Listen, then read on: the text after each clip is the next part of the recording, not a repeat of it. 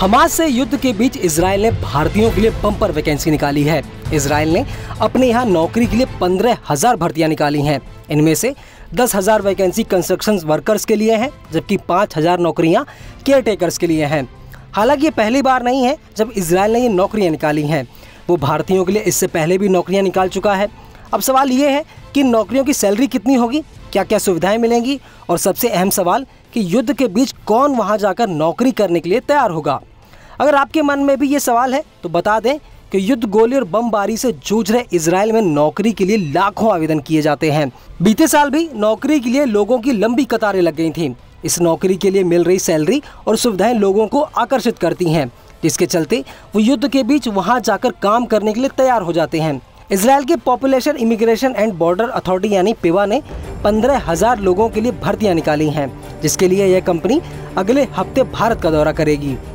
Reports की माने तो कंस्ट्रक्शन वर्कर्स की भर्ती का अभियान दूसरा चरण महाराष्ट्र में होगा। इजराइल को अपनी हेल्थ केयर सेवाओं में सुधार लाने के लिए 5,000 केयर टेकर की जरूरत है। नौकरी के लिए सभी जरूरी शर्तों को जारी कर दिया गया है। राष्ट्रीय कौशल विकास निगम यानी NSDC ने अपने बयान में कहा है कि इजराइल का नया अनुरोध साल की शुरुआत में किए गए इसी तरह की भर्ती अनुरोध के बाद आया है। इस रिपोर्ट के मुताबिक भारतीय श्रमिकों को निर्माण क्षेत्र में काम करने के लिए इजराइल ले जाया जाएगा। वहां 1 लाख से ज्यादा फिलिस्तीनी श्रमिकों पर प्रतिबंध लगाए जाने के बाद ऐसा किया जा रहा है।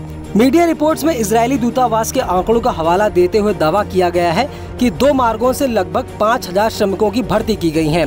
NSDC ने G2G यानी सरकार टू सरकार भर्तियों को अंजाम दिया है, जबकि विदेश मंत्रालय की देखरेख में निजी एजेंसियों ने व्यवसाय से व्यवसाय यानी B2B भर्तियां की हैं। इजराइल के लिए निर्माण श्रमिकों की भर्ती के पहले दौर में कुल 16,832 उम्मीदवार कौशल परीक्षण में शामिल हुए थे, जिनमें से 10,349 उम्मीदवारों का चयन किया गया था।